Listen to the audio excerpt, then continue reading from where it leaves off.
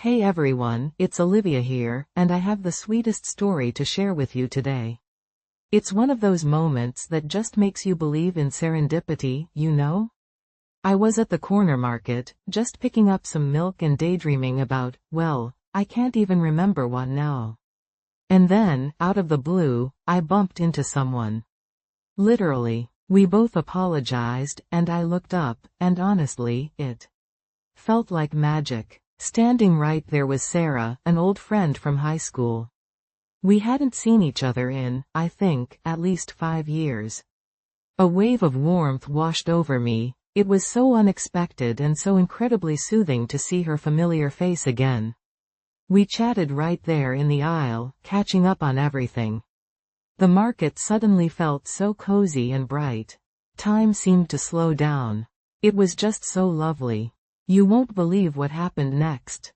So, let's begin our exciting journey of English improvement together. Remember, I release new videos daily focusing on English speaking and listening skills to help you improve and enjoy your learning journey.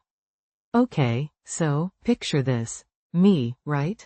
A nervous wreck. I mean, seriously nervous. Like, sweaty palms, can't feel my toes nervous. And why? Because it was quiz night. Now, I'm not usually a competitive person. Really, I'm not. I'm more of a curl up with a book and a cuppa kinda gal. But my friends, bless their hearts, they had dragged me to this local pub quiz. It'll be fun, they'd said. A bit of harmless trivia, they'd chirped. Harmless? Ha. My stomach was doing somersaults. The pub was packed. You know that warm, yeasty smell you get in old pubs? Mixed with the tang of beer and something vaguely oniony? That. It hung thick in the air. The low hum of chatter, the clinking of glasses, the bursts of laughter, it was all a bit overwhelming. We managed to snag a table tucked away in a corner, thankfully. It was right next to this ancient-looking fireplace, which wasn't lit, but still radiated this comforting sort of heat. The wood was dark and polished smooth, and I remember absent-mindedly tracing the grain with my fingertip while I tried to calm my racing heart. My friends, bless them, were buzzing with excitement. Lisa, with her encyclopedic knowledge of 80s pop music, was practically vibrating. Tom, our resident history buff, was calmly leafing through a pocket-sized book of historical dates, looking immensely smug. And Sarah, well, Sarah was just excited to be out, as always. She was already halfway through a pint of something fruity and fizzy. Me? I was clutching a lukewarm glass of water, feeling like a deer caught in headlights. They'd decided on the team name, Quizzy Rascals, which I thought was, well, let's just say it wasn't my first choice. But hey, who was I to argue? I was just the nervous, trivia-impaired tag-along. The quizmaster, this booming-voiced guy with a handlebar mustache that could rival a walrus, finally took the stage. The chatter died down, replaced by a hush of anticipation. He cleared his throat, tapped the microphone, which promptly screeched, ear-splitting, and the quiz began. The first few rounds were a blur. Questions on geography, sports, current events. My contributions? Let's just say they were minimal. I managed to correctly identify the capital of France. Thank goodness for high school geography, but that was about it. My friends, however, were on fire. Lisa nailed every single 80s music question, of course. Tom knew obscure historical facts that I'm pretty sure weren't even in his little book. And Sarah, even slightly tipsy, managed to guess a few answers correctly, much to everyone's amusement. I was starting to feel, well, useless. You know that feeling? Like you're just taking up space, not really contributing anything? It wasn't a great feeling. I was fiddling with the beer coaster, picking at the edges, wishing I'd stayed home with my book. Then came the round on literature. My heart skipped a beat. Finally, my territory. I mean, I practically live in libraries. Books are my oxygen. This was my chance to redeem myself. The first question. Who wrote Pride and Prejudice? Easy peasy. Jane Austen. I blurted out, before anyone else could even draw a breath. A small victory, but a victory nonetheless. The next few questions were equally straightforward for me. I knew the author of To Kill a Mockingbird, the protagonist of 1984, and the setting of Wuthering Heights. With each correct answer, my confidence grew. My shoulders relaxed, my breathing steadied. I was actually enjoying myself? Then came the kicker. The final question of the literature round. What is the name of the fictional town in which most of the works of Thomas Hardy are set? My mind went blank. Thomas Hardy, Wessex, something? I knew it. It was on the tip of my tongue. But I couldn't quite grasp it. My friends looked at me expectantly. The pressure was on. Come on, your name, Lisa whispered, you got this. I squeezed my eyes shut, trying to conjure the name. It was like trying to catch smoke. The pub noise faded into the background. All I could hear was the thump thump thump of my own heart. Time's up, boomed the quizmaster. Wessex. I blurted out, just as he finished speaking. He paused, then a slow smile spread across his face. Close, he said, but not quite.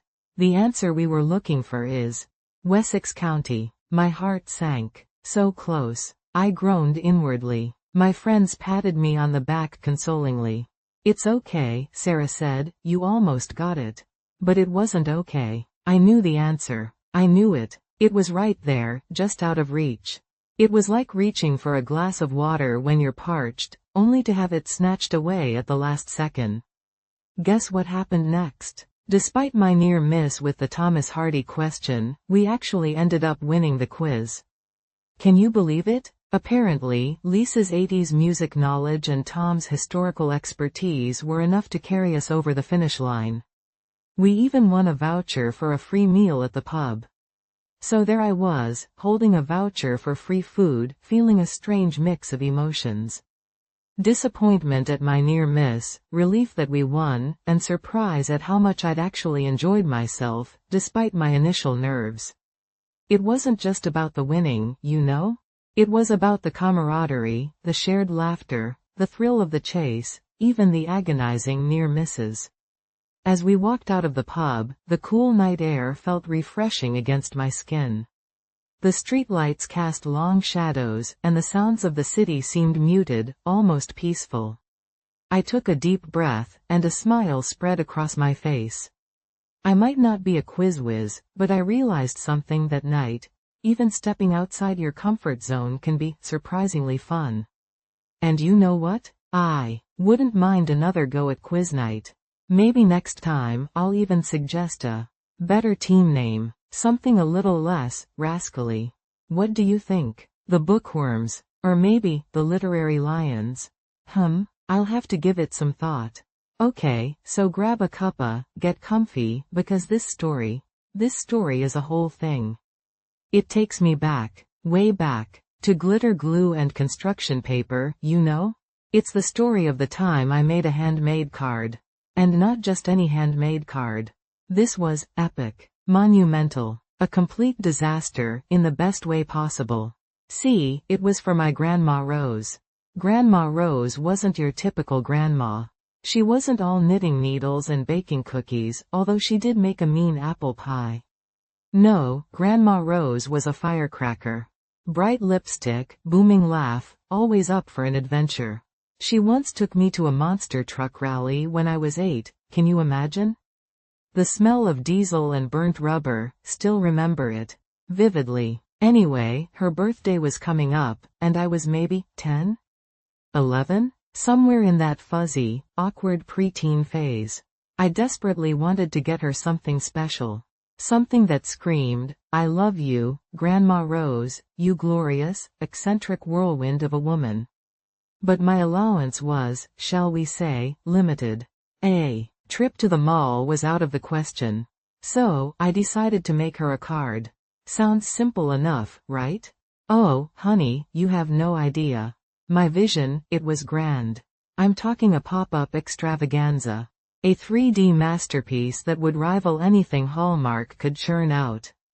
I'd seen these intricate pop-up books in the library, full of castles and dragons and all sorts of magical things. I figured, how hard could it be? Famous last words, I know. My materials were eclectic. Scraps of construction paper in every color imaginable. Glitter glue. So much. Glitter glue. Pipe cleaners, feathers, sequins, stickers, basically anything I could scavenge from my overflowing craft box. The smell of that box, you know? That slightly dusty, papery, glue stick scent? Takes me right back. I started with the base. A piece of bright yellow construction paper, folded meticulously in half. So far, so good. Then came the pop-up mechanism. This is where things started to go sideways. I had this vague idea involving folded tabs and strategically placed slits, but my execution? Let's just say it lacked finesse. I cut, I folded, I taped. I untapped, recut, refolded. The yellow card started to look like it had been through a paper shredder. Frustration mounted. Little snippets of paper littered my desk like confetti. After a particularly rowdy party, the glitter glue, which I'd applied with the enthusiasm of a Jackson Pollock impersonator, was now smeared across everything. The table, my hands, my face. I even think I found some in my hair later. I remember taking a deep breath, looking at the mangled mess in front of me, and almost giving up. It was just too much. My grand vision was crumbling before my eyes, replaced by a sticky, glittery, papery catastrophe. But then, I thought of Grandma Rose. Her infectious laugh, her twinkling eyes, her unwavering belief that anything was possible. And I knew, deep down, that she wouldn't care if the card was perfect. She'd appreciate the effort, the love, the sheer chaotic energy I'd poured into it. So, I persevered. I abandoned the complex pop-up mechanism, my dreams of paper engineering, and opted for a simpler approach. I cut out a giant, wonky heart from red construction paper and glued it to the front. Then, I went absolutely nuts with the decorations. Sequins, feathers, stickers, the whole shebang. I even drew a picture of her and me, holding hands, with a ridiculously oversized sun shining down on us. My artistic skills were questionable, to say the least. We looked more like aliens than humans, but hey, it was the thought that counted, right? Inside, I wrote a message. Something simple, from the heart. Happy birthday, Grandma Rose. I love you more than glitter glue, almost. Looking back, it was probably the cheesiest thing a 10-year-old could write, but it was genuine. The finished product? Let's just say it wasn't exactly elegant. It was lopsided, over-decorated, and frankly, a bit of a mess. But it was my mess. And it was made with love. The day of her birthday, I nervously presented the card to Grandma Rose. I held my breath, bracing myself for, I don't know what, laughter? Disappointment? But you know what? Her face lit up, like a Christmas tree. She gasped dramatically, clutched the card to her chest, and gave me the biggest, warmest hug. Oh, honey, she exclaimed, her voice choked with emotion. This is the most beautiful card I've ever received. And you know what? I believed her. Because in that moment, it was the most beautiful card. Not because it was technically perfect, but because it was a tangible representation of the love I had for her. The imperfections, the glue smudges, the slightly wonky heart, those were all part of its charm.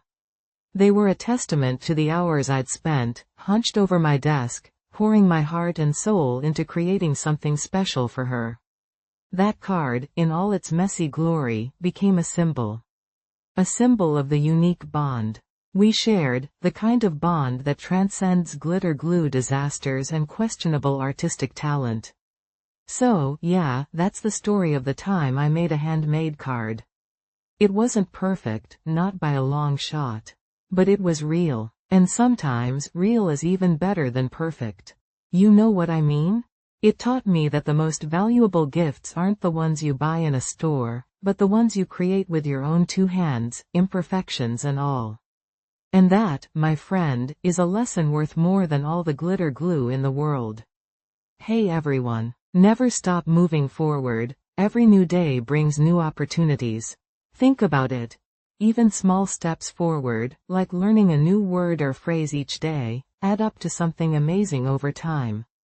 It's like climbing a mountain. You might not see the peak immediately, but with each step, you're getting closer.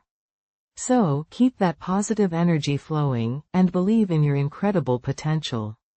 You've got this. You know what can be really fun and helpful for your speaking practice? Reading stories aloud. Imagine yourself curled up on the couch with a good book, or even just reading a short story while you're cooking dinner. By speaking the words out loud, you're not only improving your pronunciation but also getting comfortable with the rhythm and flow of English. It's such an easy way to sneak in some practice without even realizing it. Telling stories smoothly. I know that can feel like a distant dream sometimes. Do you also find yourself understanding what others say in English, but hesitate when it's your turn to speak? It's completely normal. We all go through that. It's like having all the ingredients for a delicious cake but not knowing quite how to put them together yet. But with practice, those ingredients, your words, will blend together beautifully, and you'll be telling stories with confidence and ease. And you know what? I was chatting with a friend the other day about learning languages, and it reminded me of something. We were laughing about how we'd sometimes mix up words or phrases, and it suddenly clicked. Have you tried teaching someone else English phrases?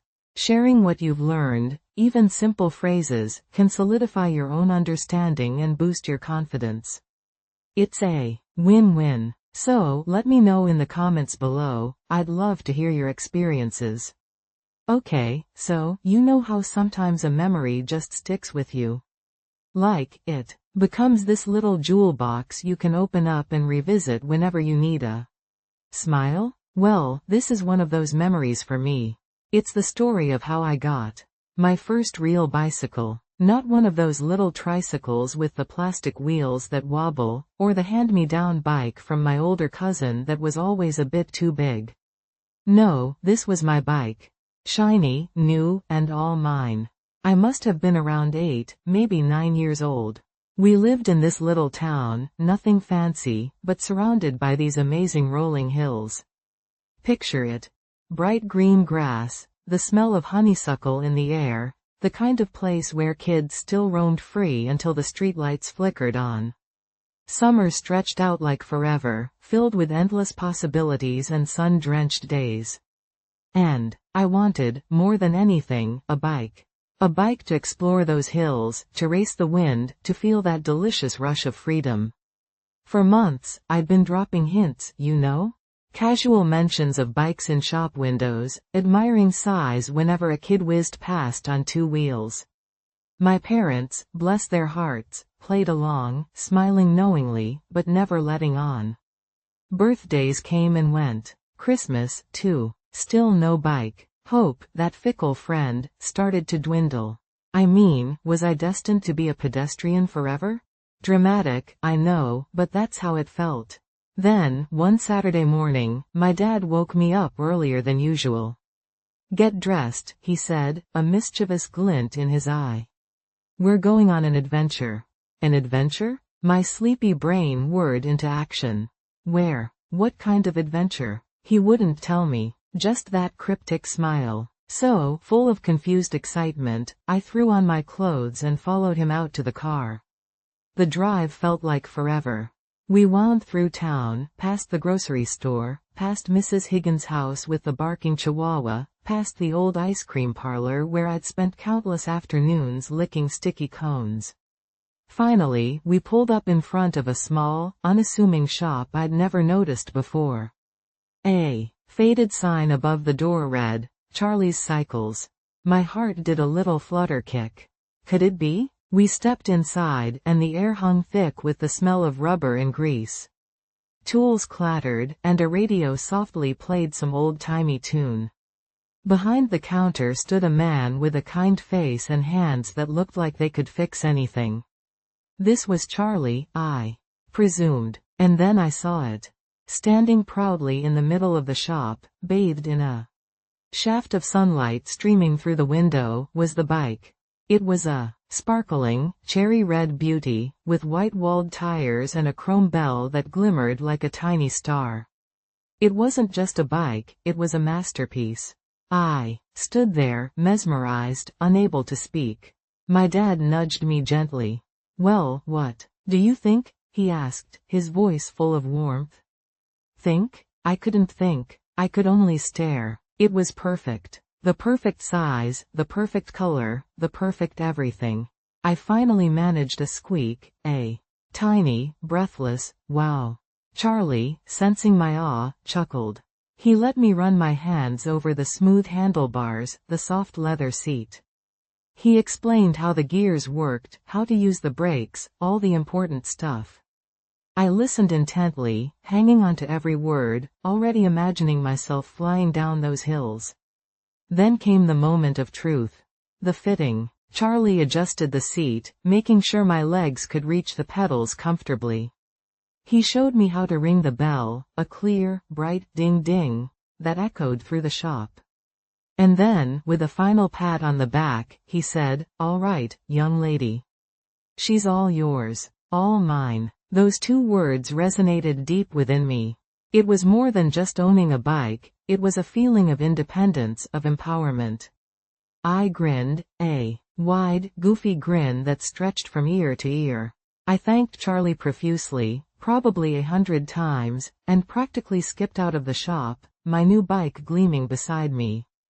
The ride home was a blur of exhilaration. I remember the wind whipping through my hair, the sun warm on my face, the feeling of the pedals beneath my feet. It was pure magic. I couldn't stop smiling. Every now and then, I'd ring the bell, just because I could. Ding ding. It was the sound of my newfound freedom. Back home, I spent the rest of the day exploring. I rode up and down our street, showing off my new wheels to anyone who would look. I practiced turning, braking, and even attempted a few wobbly wheelies. I fell a couple of times, scraping my knees, but it didn't matter. I was a cyclist now, a true adventurer. As the sun began to set, casting long shadows across the lawn, I parked my bike in the garage, next to my dad's old, rusty one. I stood there for a moment, just admiring it. It wasn't just a bike, it was a symbol of all the adventures to come, the hills I would climb, the wind I would race, the freedom I would feel. You know, looking back, it wasn't just about the bike itself. It was about the feeling it gave me. That feeling of possibility, of independence, of pure, unadulterated joy. It was about the look on my dad's face when he saw how happy I was. It was about the smell of that little bike shop, the sound of Charlie's chuckle, the warm summer air on my skin. It was a perfect moment, a memory I've held onto all these years. And every time I see a kid riding a bike, that same feeling, that same spark of joy, comes rushing back. It's funny, isn't it, how something as simple as a bicycle can hold so much meaning. It's more than just two wheels and a frame. It's a vehicle to freedom, a passport to adventure. And for a little girl in a small town, it was the best gift in the world.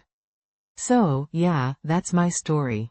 The story of my first real bike. What about you? Do you have a special memory about your first bike? I'd love to hear it sometime. Okay, so, picture this. It's a Tuesday, right?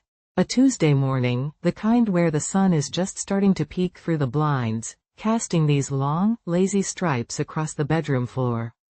Normally, this is my cue. My internal coffee clock goes off, you know? Burring. Time for that magical elixir of life. But not this Tuesday. Oh no. This Tuesday was different. See, the night before, I had this brilliant idea. I'd read somewhere that taking a break from caffeine could do wonders for your sleep, your energy levels, you name it. And me, being the ever-optimistic, sometimes impulsive human that I am, decided to go cold turkey. Right then and there. No weaning, no half-CAF nonsense. Just, no coffee. Looking back, maybe not the smartest move, but hey, live and learn, right? So, back to Tuesday morning. The sun stripes are doing their dance, and I'm awake. Surprisingly. but awake in this sort of foggy, disoriented way. Like my brain was still trying to boot up. I stretched, yawned this huge, cavernous yawn, and shuffled towards the kitchen. Habit, pure habit. My feet practically knew the way to the coffee maker. And then, the realization hit. Like a tiny, caffeine-deprived brick wall. No coffee. I stood there for a moment, blinking at the machine. It was almost comical. I even reached out, my hand hovering over the on button, before pulling it back with a sigh. It felt weird, like showing up at a party and realizing you're not on the guest list. The kitchen, usually filled with the comforting aroma of freshly brewed coffee, smelled sterile. Just kitchen. Why? You know what I mean? Like clean countertops and dish soap. Not bad, per se, just not the welcoming embrace I craved.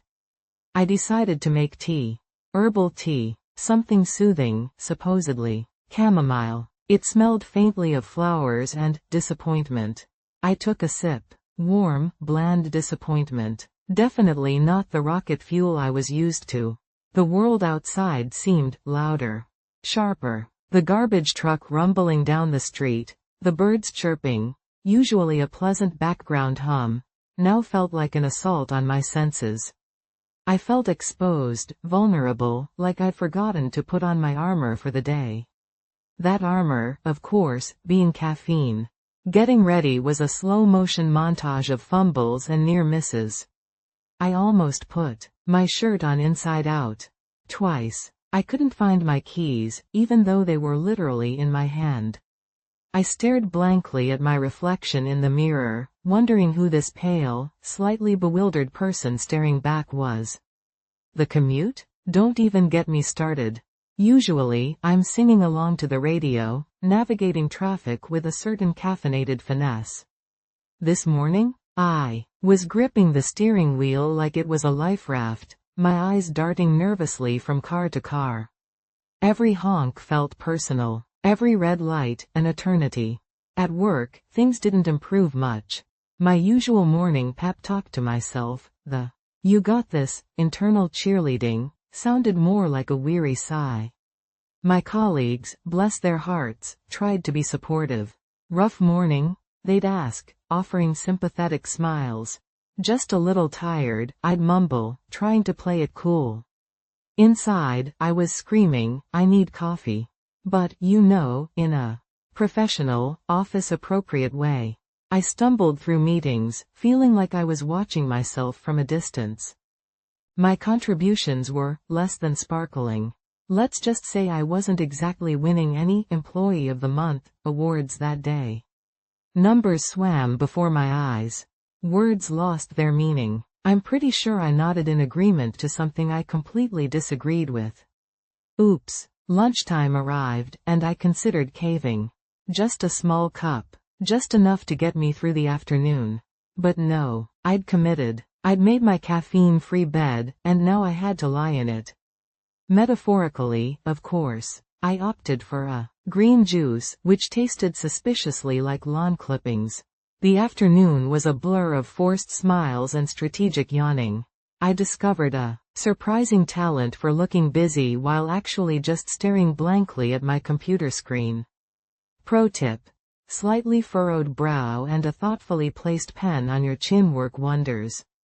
By the time 5 o'clock rolled around, I felt like I'd run a marathon.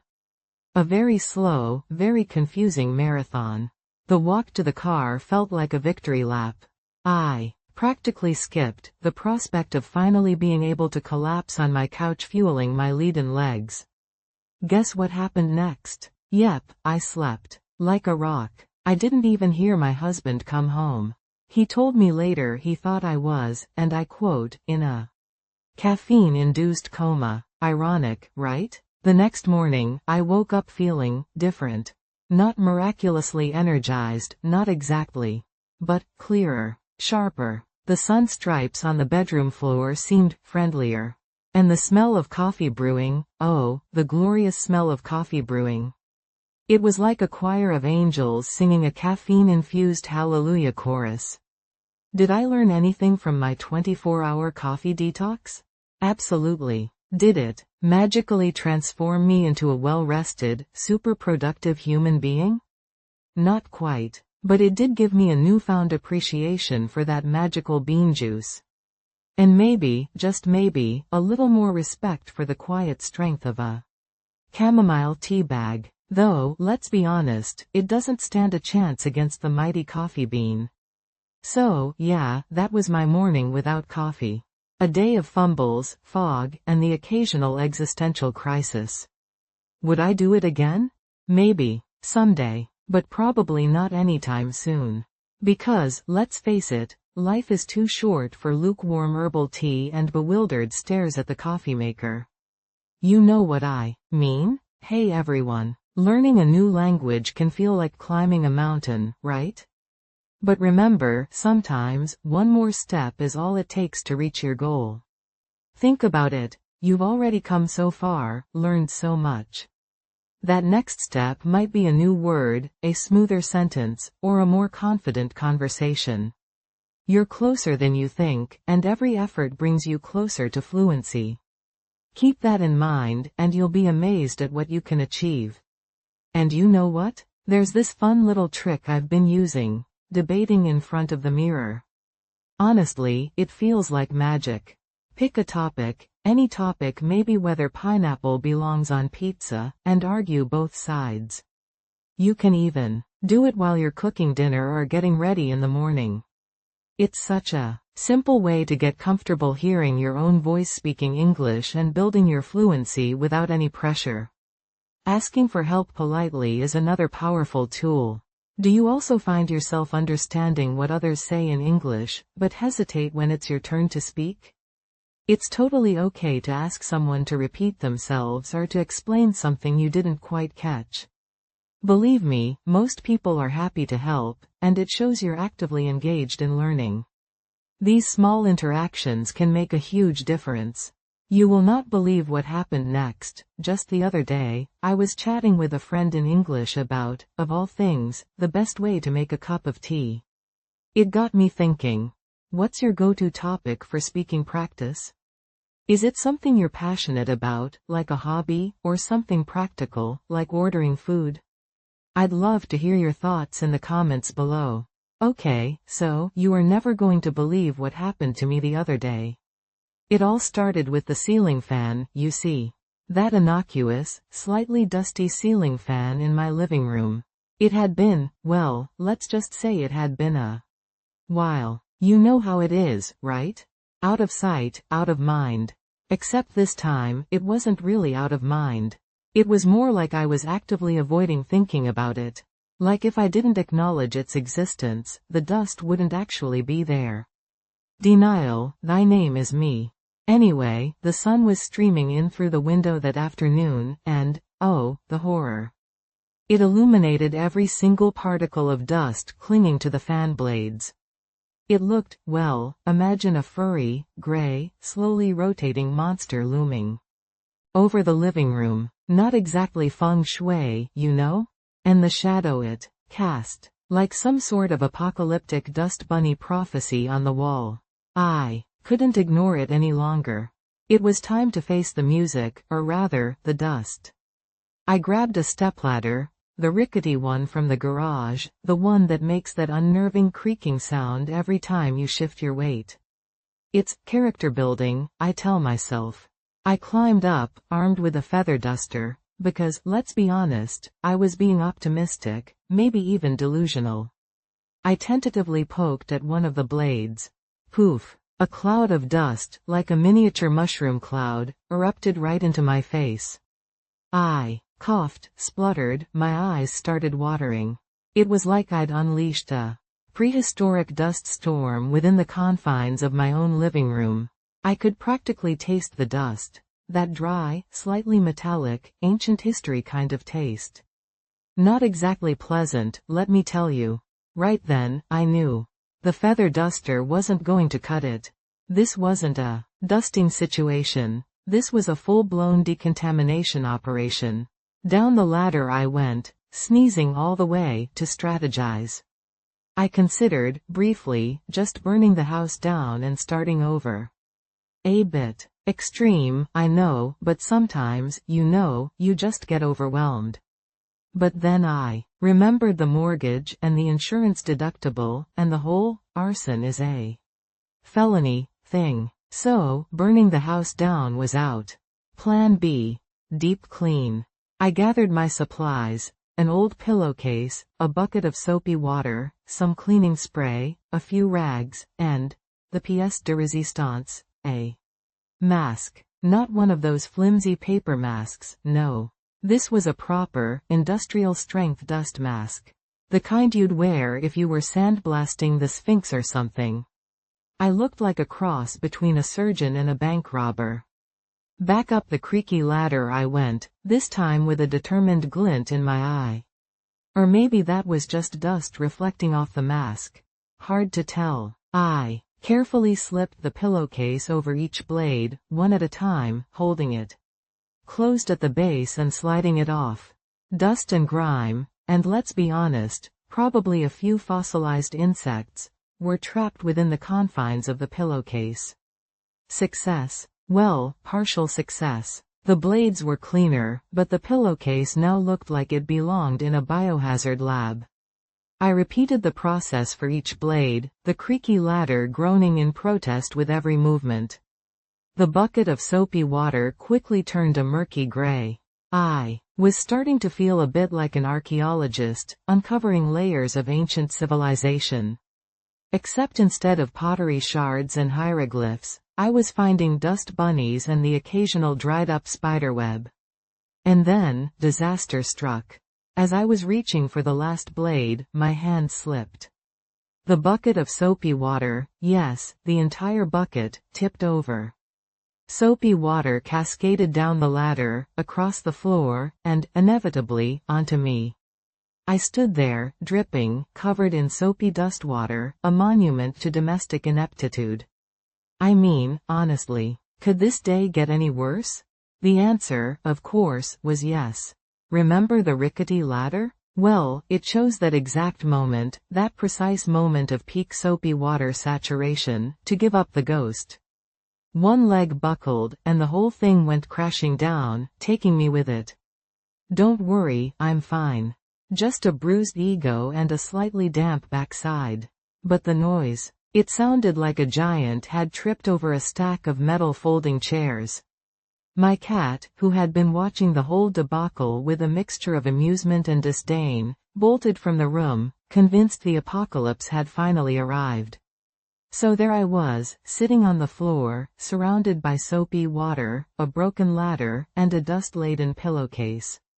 I just sat there for a moment, just processing. The sunlight streaming in through the window, now highlighting the chaotic mess I had created. It was a lot. Then, I started to laugh. I mean, really laugh. What else could I do? The whole situation was so absurd, so ridiculously over the top. It was the kind of thing that would happen in a sitcom, not real life. And yet, there I was, living proof that sometimes, real life is stranger, and messier, than fiction. After I'd regained my composure, and wrung out my clothes, I cleaned up the mess, fixed the ladder, with duct tape, naturally, and finished cleaning the fan. And you know what? It looked amazing. Sparkling clean, dust-free, rotating smoothly. It was a small victory, but a victory nonetheless. Later that evening, I sat on the sofa, sipping a cup of tea, admiring my pristine ceiling fan. The sunlight streamed in, illuminating the room, and this time, there were no dust bunnies dancing in the air. Just a clean, fresh, dust-free space. And me, feeling a strange sense of accomplishment.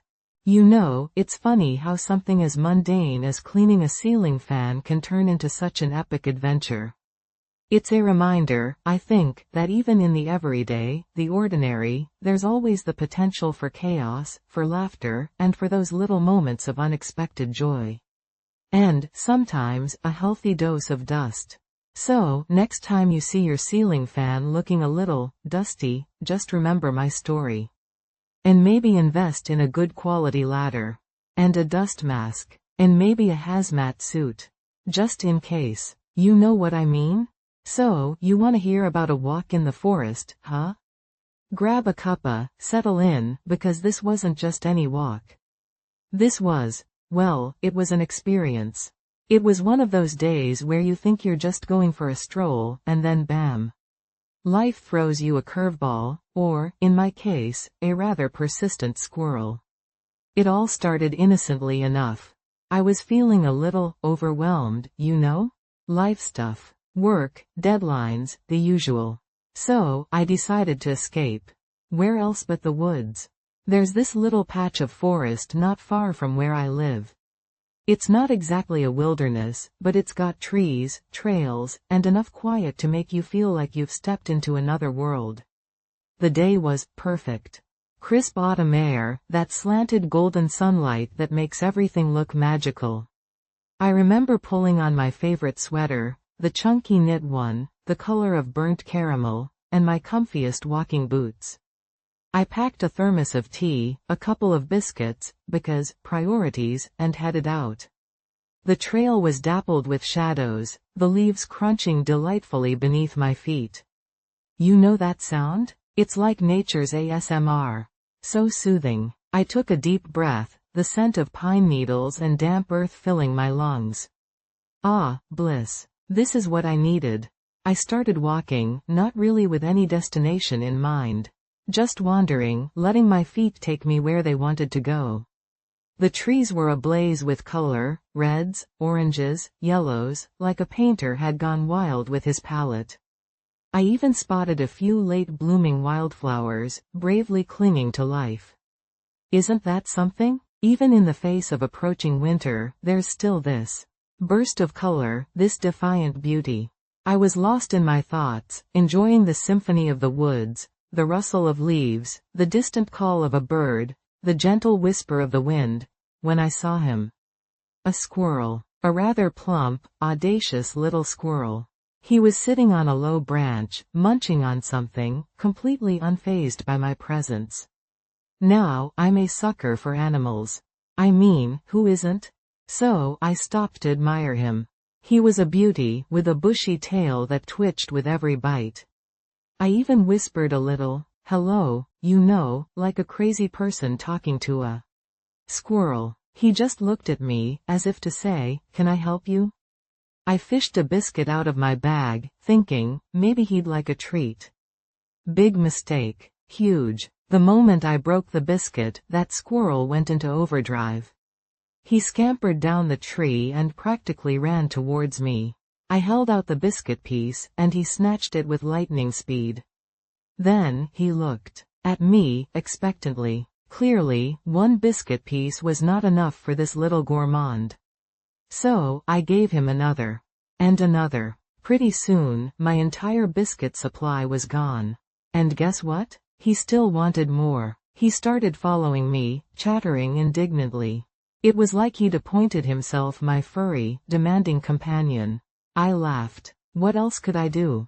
It was ridiculous, and kind of adorable. This tiny creature was completely bossing me around. I continued my walk, with the squirrel darting ahead, then back, as if making sure I was still coming. He'd scamper up trees, peer down at me, then race ahead again. At one point, he led me off the main path, down a smaller, less trodden trail. I hesitated. Part of me thought, should I really be following a squirrel? But another part of me, the adventurous part, the part that needed this escape, decided, why not? You know, sometimes, it's good to let go of the map, to let serendipity take the wheel, or, in this case, the bushy tail. The smaller trail led me to a hidden clearing. It was breathtaking. A tiny waterfall cascaded down moss-covered rocks, creating a crystal-clear pool at the bottom. The sunlight filtered through the leaves, illuminating the water with a magical glow. I'd never seen this place before. It felt like a secret sanctuary, tucked away from the world. I sat down on a fallen log, completely mesmerized. The squirrel, seemingly satisfied that he'd led me to his special spot, perched on a branch above me, grooming his tail. I took out my thermos and poured myself a cup of tea. The warmth spread through me, chasing away the last vestiges of stress.